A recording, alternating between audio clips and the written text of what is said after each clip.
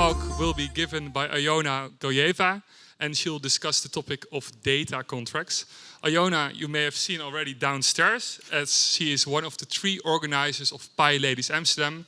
Also, she is engineer at ThoughtWorks, and today she will share her lessons learned and give some Python examples of data contracts. So please give it up for Alyona. And Alyona, the floor is yours. Good luck. Thank you. Yeah. I just wait for 30 seconds for people to see it. Oh, it's really weird echo I'm getting. It's really weird to hear myself, but anyway. Yeah, so hello everyone. Today we spend some time together. I briefly am going to walk you through what the data contract is, challenges that I personally faced, and literally also realization that I started to work with them without knowing they called such a way. But it's all, let's say, discussion topic later. So that's our agenda for today. A little bit, just a couple of words about me. Then I would like to walk you through my challenges that I faced in different situations before data contracts. Then I do really high-level, lightweight data contracts primer for you.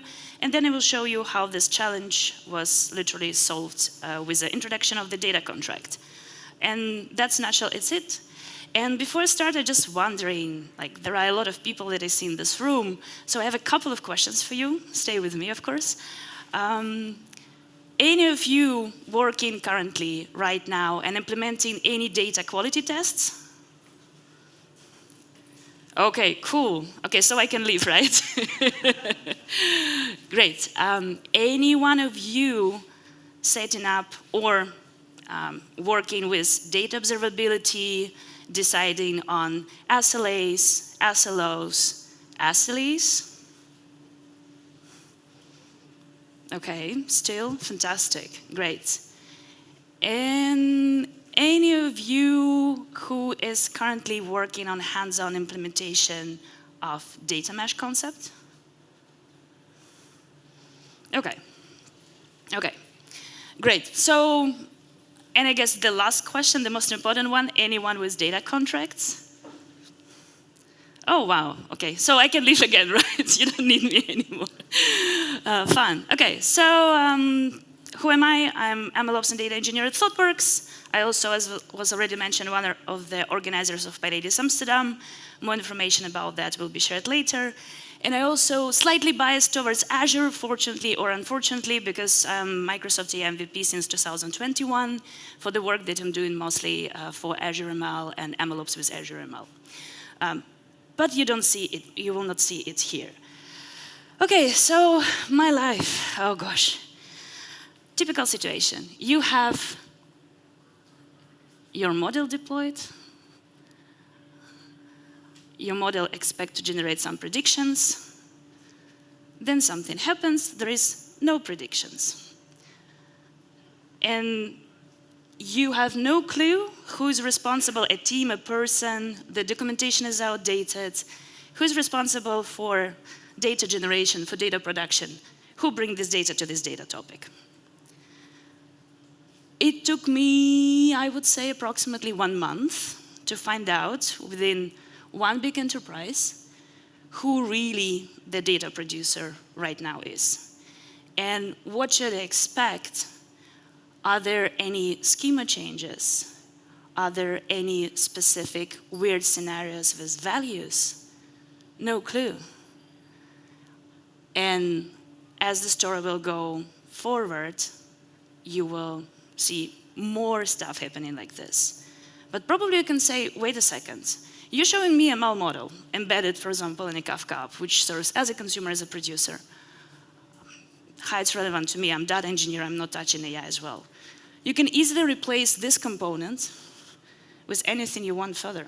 It could be, I don't know, an analytics app, something that further populates your dashboard, near real-time dashboard, you just name it. There are different scenarios, right?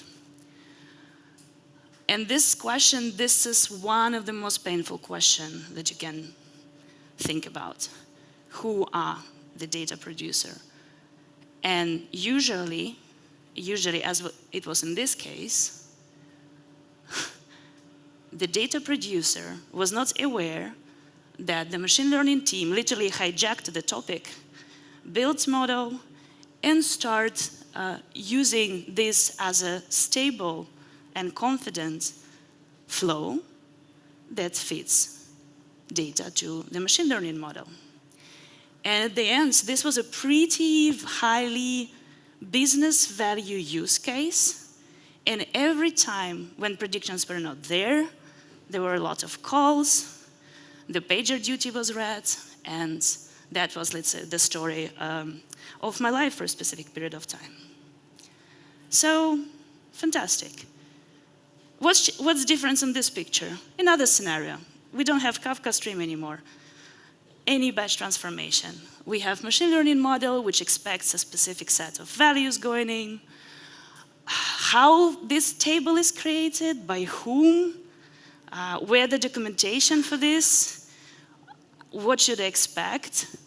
Really big question mark. Fantastic if you already have at least some documentation in place, at least can help you to start your investigation. But this is how the life goes. And then again, who consumes this? That's also an interesting question, whether it goes further to the dashboards, I don't know, to another place. So again, this box could be changed into any other data processing transformation application, whatever you can think about that. And I was keep thinking, we are engineers, right? We try to make things, we try to automate stuff, we try to make things better. Why are we still, in 2023, suffering from this? Like, how it's even possible? Is there the better way for that? And the reason I asked about data mesh, because working on a specific, really enterprisey data mesh transformations, the question of who is data producer, who is the data consumer, whose responsibility it is to fix all this broken pipeline, introduce all these quick patches, rewrite some code, whatever.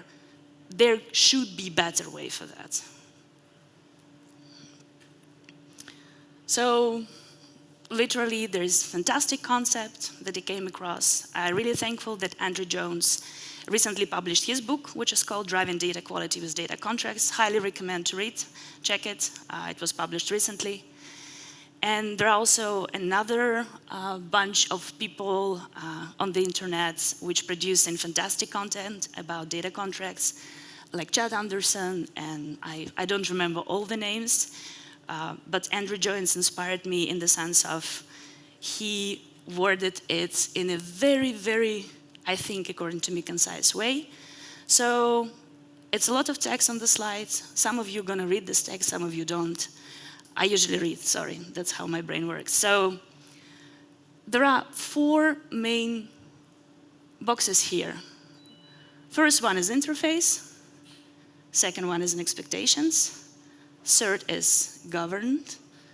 And probably majority of you are going to say, oh, data governance, boring, ooh. We're not going to discuss this topic. And explicit generation. So I would like to zoom in right now with you into each of these components. The first one is interface. We have on the left-hand side, sorry, like this, right? Left-hand side, we have data producer. On the right-hand side, we have data consumer. In the majority of the cases, data consumer will be your, I don't know, data team, data engineering squads, whatever it's called in your own company. So there should be an interface. When you try to explain the concept, it's usually pretty similar to explaining what API is. I'm not saying the data contract is API, but the concept is pretty similar. So what it helps us to do is introduce this level of abstraction, which makes the possibility to also have specific agreements. And if one team is working on something and another team don't need to care about all these internals, you still can progress further. And the most important word, I would probably put confidence even on top of interface, because you're opening API documentation, you know more or less what to expect. Of course, if behavior is according to the documentation provided, but at least you have some specific expectations. So if you want to consume the data from this specific interface, you know more or less to expect. Probably you know schema, you know the description of specific values, probably that's what you get from it. The second component, which are expectations, and again, probably I'm slightly biased. When I'm saying expectations, my brain immediately links it to great expectations. I just spent too much time working with it, sorry about that. So here it's all about expectations. So what kind of agreements you can implement between data producer and data consumer. And again, it's agreement, it's a two-way street. It's not one dictates over another. It's what together we can do to make sure that the data consumption comes and corresponds to this specific expectation. And the first line, I guess this is the most popular one, the first that you're gonna get is the schema, the structure of your data. This is the bare minimum that you need to have, otherwise, good luck trying to consume this. Second step, which extend this, is the data quality checks. So you can think about a specific range of values, anything that you're working with today, and I'm so glad seeing that you're already doing a lot. And then we go into service level objectives, which are completeness, timeliness, availability. It's usually pretty important if you can communicate this so the consumer know how fresh the data is, or how often they should pull the new data, or what is available, what is not, and also probably build a lot of confident use cases on top of that. And the last one, I'm gonna put it again on the top, it's ownership and responsibilities. And I do agree that ownership, this is the most hard part, because usually this ownership is just shifted to the data engineering team with assumption that we do everything. And without proper tools, without proper layer of automation, without data observability tools, your job will be just every day, probably just muting down the PagerDuty notifications. That's it. And the next step, which is governance, and that's where the most interesting part coming up. I'm not saying the data contracts equal to data mesh, but they complement each other pretty nicely.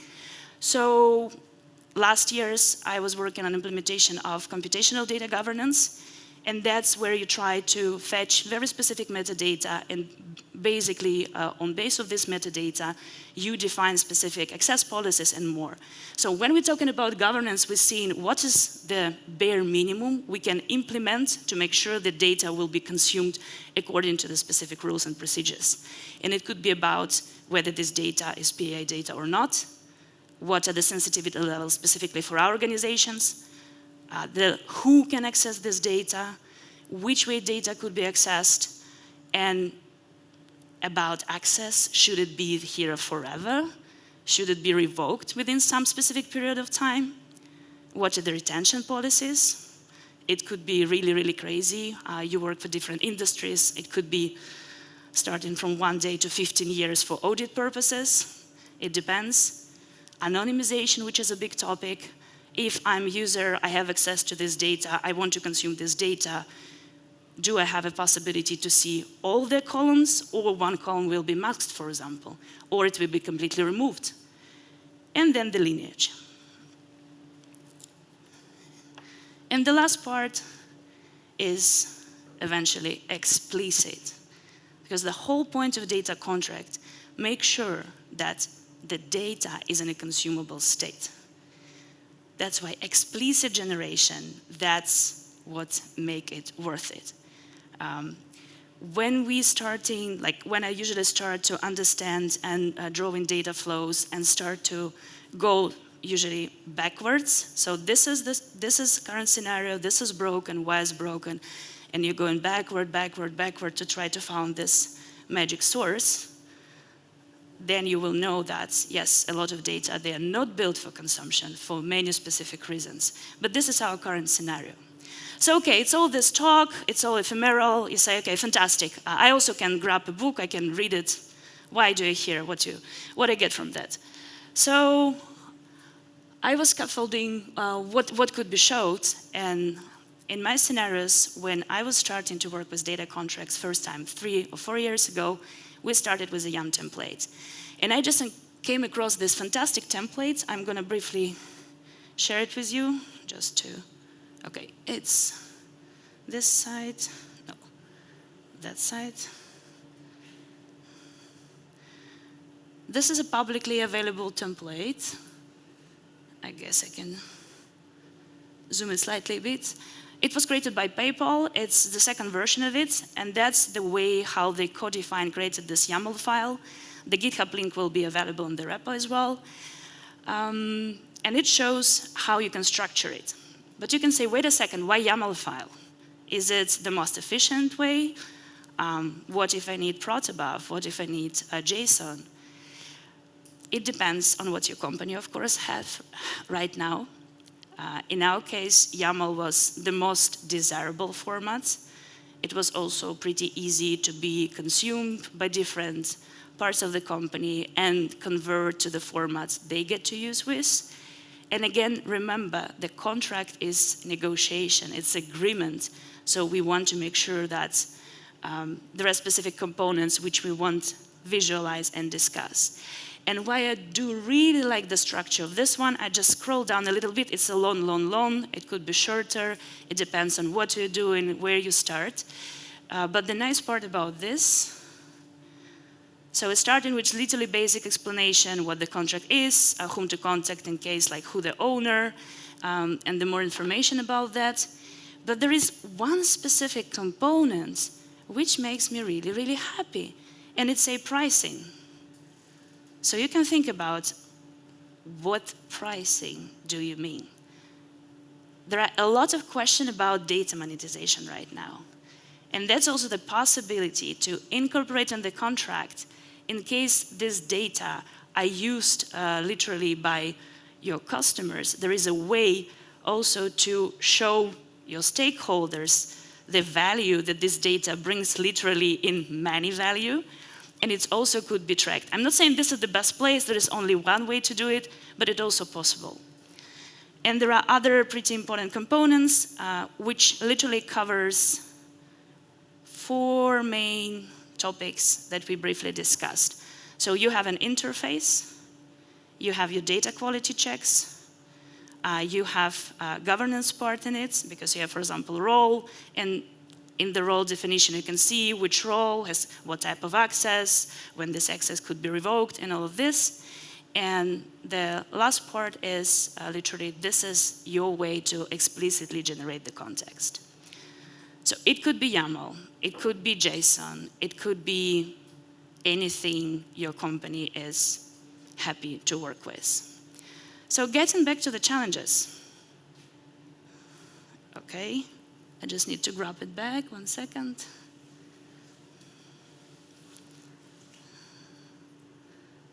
Fantastic.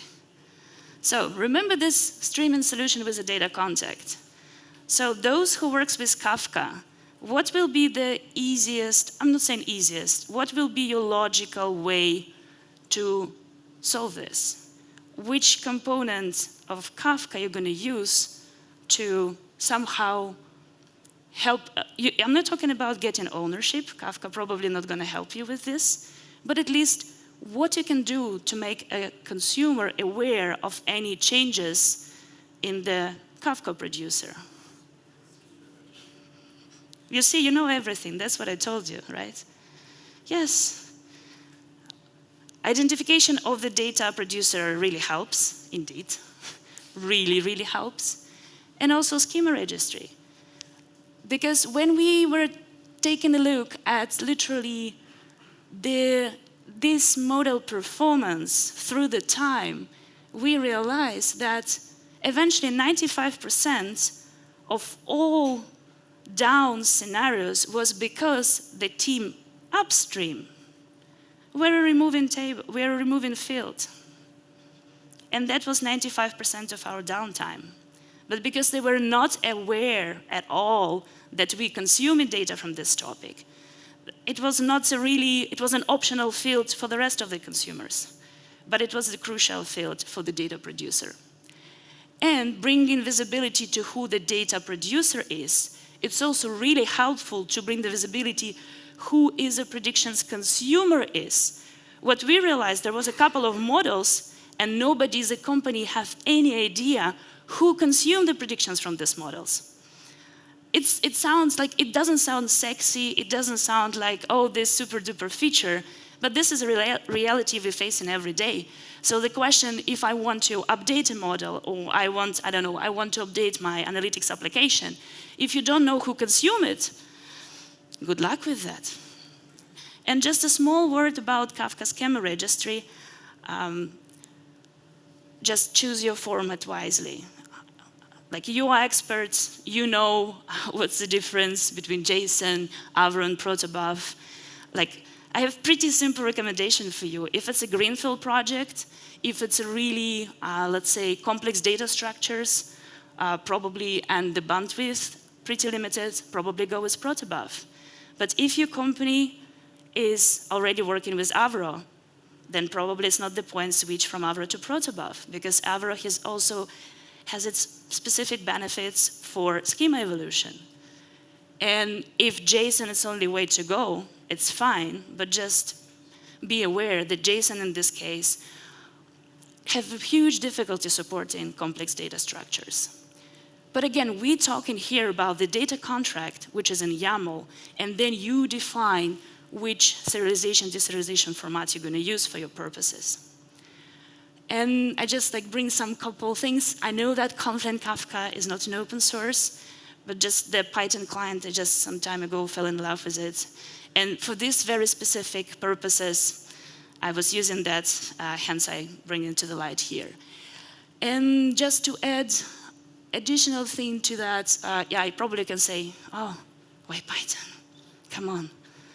But if you are a data engineering team who focuses on very specific components, you're not gonna learn probably other languages, or you don't have time for that. So it's only a small piece of code which allows you to create the schema, send it to the registry, and then allows you to basically get it ready when you push your data for the latest act of creation and production, and then the act of consumption. There are other solutions to that challenge. I'm not saying the Kafka schema registry, it's all, because it's also design choice. If your Kafka schema registry is down, there are some challenges with it, definitely. But you can say the same if your model registry is down. If your metadata registry is down, that's a design choice, right? And guess what? What was the solution for batch?